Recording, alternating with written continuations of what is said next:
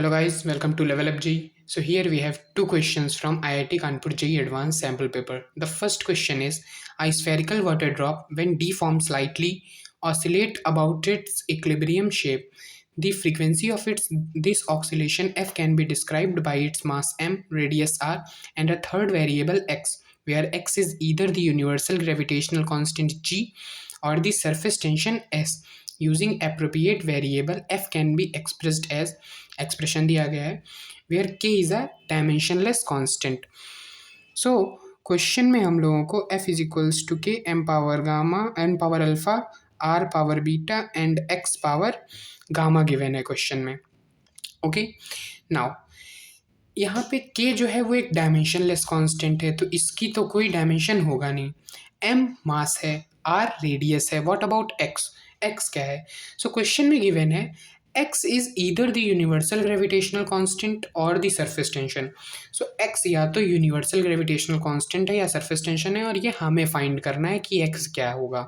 So question में बात हो रही है कि spherical water drop की. So spherical water drop के लिए क्या अप्रोप्रिएट हो सकता है यूनिवर्सल ग्रेविटेशनल कांस्टेंट और सरफेस टेंशन में? सरफेस टेंशन होगा, ऑब्वियस सी बात है, बिकॉज फ्लूइड्स में हम लोग वाटर ड्रॉप का सरफेस टेंशन पढ़ते हैं.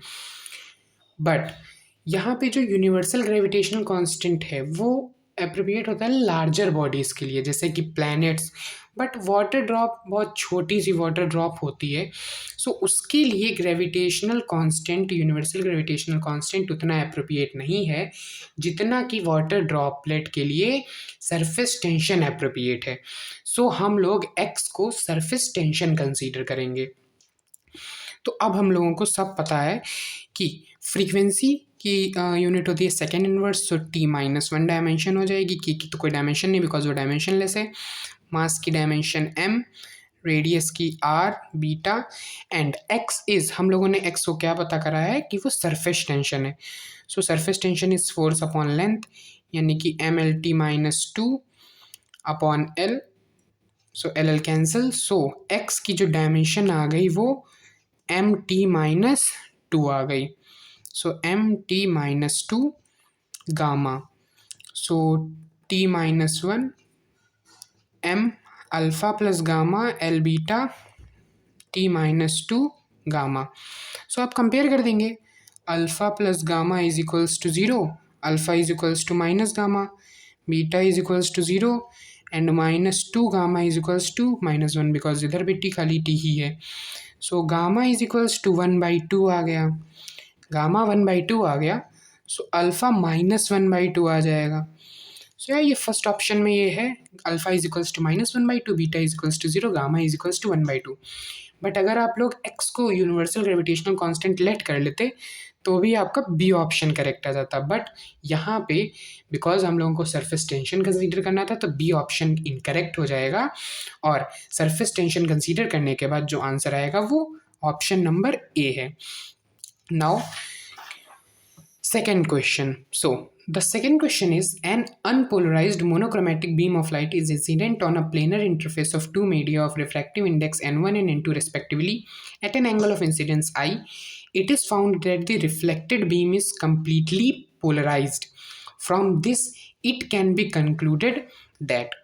सो ये क्वेश्चन अगर ध्यान से अगर पढ़ा हुआ है किसी ने तो ये जेई एडवांस लेवल का क्वेश्चन है भी नहीं, बिकॉज डायरेक्टली ये ब्रिस्टर्स लॉ से सॉल्व हो सकता है.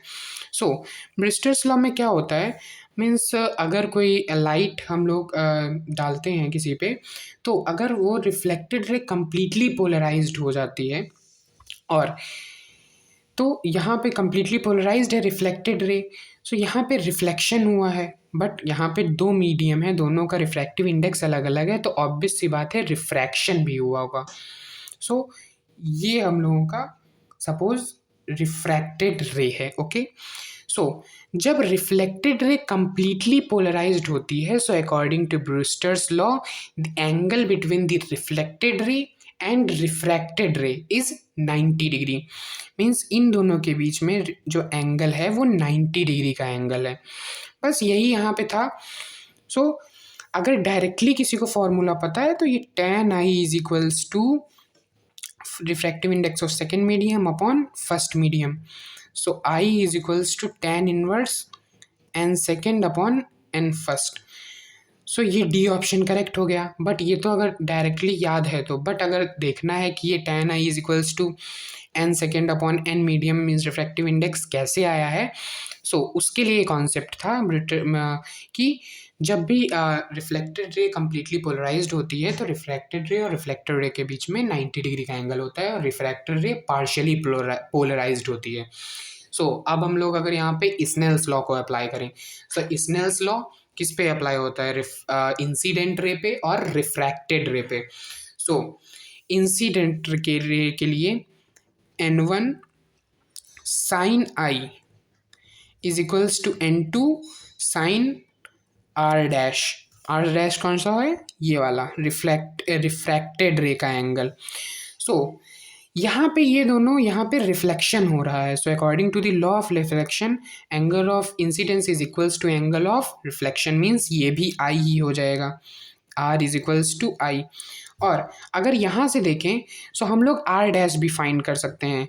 Are dash is equals to, ये तो पूरा 180 है, 180 minus 90 minus I. So R dash क्या हो जाएगा, 90 minus I.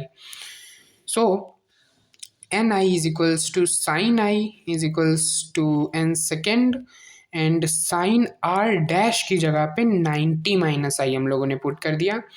So sine I upon sine 90 minus I is cause I is equals to refracting index of second medium upon refractive index of first medium. So sin upon cos tan I is equals to n second and n first. So I is equals to tan inverse refractive index of second medium upon refractive index of first medium. So yeah, यहाँ से भी हम लोगों का D option ही आया है, which is correct option. So yeah, I hope that you understand the concept of these questions, and for more such videos, to subscribe my channel. Okay, thank you.